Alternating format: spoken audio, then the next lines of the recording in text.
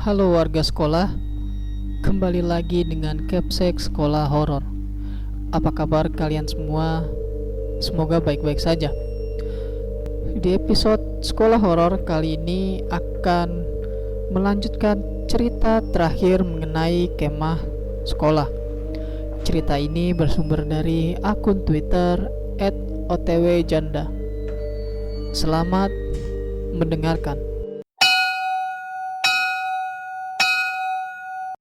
Setelah si F ini ngobrol sama bapaknya pamit pulang dan F gabung ke tenda lagi.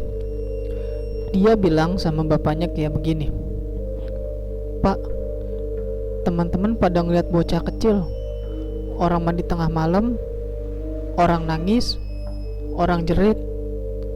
Itu bener gak sih, Pak?"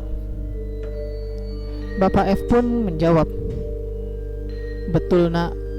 Dari bapak masuk depan gerbang, tempat ini udah banyak didiamin makhluk halus. Kalau temanmu ada yang lihat anak kecil malam-malam, mereka itu tuyul." Jadi bapak F ini punya indera keenam, guys, yang bisa dibilang anak indigo gitu. Bapak F ini juga orang yang taat agama. Katanya sih dengar-dengar bisa juga nyembuhin orang yang kena sawan atau kerasukan gitu. Setelah selesai ngobrol, Bapak F berpesan kalau ngomong itu harus dijaga. Soal penunggu sumur tepat di belakang tenda gua itu benar adanya. Sosok anak kecil kadang suka ada, dan Tante Kunti pun suka nongkrong di situ, guys. Jadi semakin merinding banget. Bapak F juga berpesan untuk sembahyang yang rajin. Sebenarnya yang paling utama tuh tutur kata kita dulu. Jangan asal ngomong aja. Karena kata Bapak F, sebenarnya kita tuh hidup berdampingan sama makhluk-makhluk lain yang nggak bisa dilihat secara mata telanjang. Malam terakhir kita mengadakan api unggun. Ya, malam itu adalah malam yang paling gua tunggu karena besoknya kita bisa pulang. Namun ternyata masih ada kisah horor yang terjadi. Malam itu bisa disebut sebagai malam keakraban karena kita nulis kesan dan pesan selama kemah itu. Kita juga menulis kakak pendamping paling favorit, paling galak, paling baik, dan itu ditulis di kertas kecil dan kemudian dikumpulkan. Api unggun selesai pukul 12 malam tepat. Jadi kita harus tidur dan bangun pagi buat siap-siap.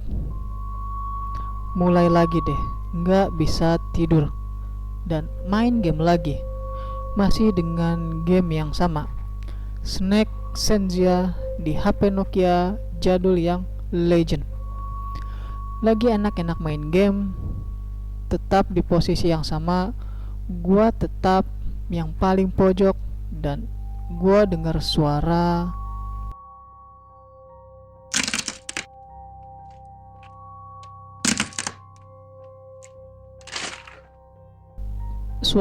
kayak orang yang nginjek rumput, tapi nggak ada bayangan orang sama sekali. Gue berusaha cuek aja, namun enggak berselang beberapa menit kemudian gue denger suara cewek nangis. Lumayan lama gue pikir itu suara kucing, tapi kok kucing keluar ingus terus dia tarik lagi. Kalian paham kan kayak gimana nangisnya? Suara itu berselang kurang lebih 5 menitan. Udah bodoh amat, gue langsung aja nutup kuping. Tapi tetap aja nggak bisa tidur sampai pagi. Paginya gue bilang sama teman-teman kalau ada yang nangis. Mereka cuma bilang, "Udah, biarin aja, ntar juga kita udah balik." Iya sih, lega juga karena kita memang udah mau balik. Kami kumpul untuk berdoa pagi dan beberes tenda buat pulang. Selesai berberes, ada patok kami yang hilang. dan patok yang hilang adalah patok besi. Kita udah berusaha buat ikhlasin dan nanti patungan buat ganti yang baru. Perasaan kayak aneh aja. Waktu kemarin pasang tenda tuh pas, semua patok kepake, nggak ada yang nganggur sama sekali. Dan pokoknya itu patok berharga banget. Enggak tahu kenapa waktu mau ngambil sapu lidi di dekat sumur itu, patok itu nancep ada di dekat sumur. Kita pun berpikir, siapa yang naruh di sini? Lagian ngapain nancepin juga jauh dari posisi tenda? Satu kelompok gue udah bodoh amat.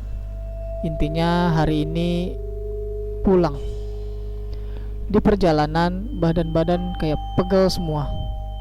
Gue pikir capek biasa. Hingga sampai sekolah dijemput orang tua dan kemudian pulangnya makan bakso. Bapak kemudian bilang, "Kenapa pucet? Ini kan bakso andalan yang kesukaan kamu." Kata bapak, aku cuma diem aja dan makan bakso pun gak habis. Sampai rumah, gue ganti baju dan gak mandi, dan tas pun ditaruh gitu aja di dapur. Pokoknya udah capek banget. Ini kesalahan gue. Kebiasaan dari keluarga gue kalau abis pergi atau dari perjalanan jauh kemanapun pokoknya dibiasain buat cuci kaki, tangan, muka, atau bahkan lebih baik langsung mandi. Makin bagus kalau pakai air hangat tambah garam dan daun salam. Pokoknya itu buat ngenakin badan aja.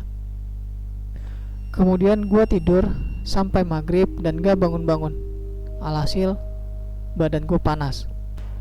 Kemudian dibangunin sama emak dan dibikinin sup hangat sama tempe dan sambal tomat.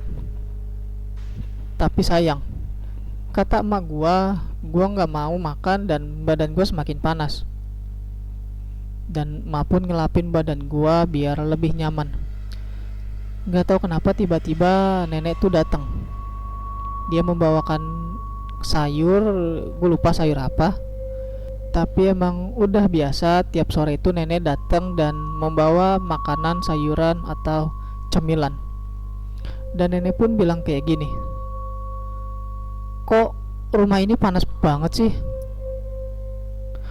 Dia masuk ke rumah gua sambil ngeliat tembok sebelah gua. Gak tahu, pokoknya ngeliatnya lama banget sampai-sampai atapnya pun dia lihat. Nenek gua bilang gua diikutin mbah-mbah. Katanya waktu gua pulang dari tempat kemah itu, gua gak ngucapin permisi dulu.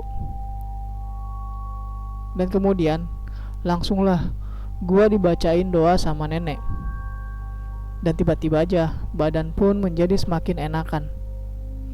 Makanan yang tadinya pahit ini malah enak, bahkan sampai nambah 2 piring. Akhirnya keadaan sudah kembali normal seperti semula. Paginya gue libur 1 hari dan hari berikutnya masuk seperti biasa. Pelajaran yang dapat gue ambil dari kejadian ini adalah dimanapun, kapanpun, dan kepada siapapun, kita harus menjunjung tinggi tata krama, tutur kata, dan tingkah laku. Karena kita berdampingan dengan makhluk yang berbeda dengan kita, namun juga ingin dihormati keberadaannya. Sekian dan terima kasih. Itu dia cerita terakhir mengenai kemah sekolah. Terima kasih buat kalian warga sekolah yang telah mendengarkan cerita ini. Dan terima kasih juga kepada akun Twitter @otwjanda yang telah memberikan kami izin untuk membacakan cerita ini. Jangan lupa untuk like dan share video ini agar warga sekolah horor semakin bertambah. Dan sampai jumpa di episode berikutnya.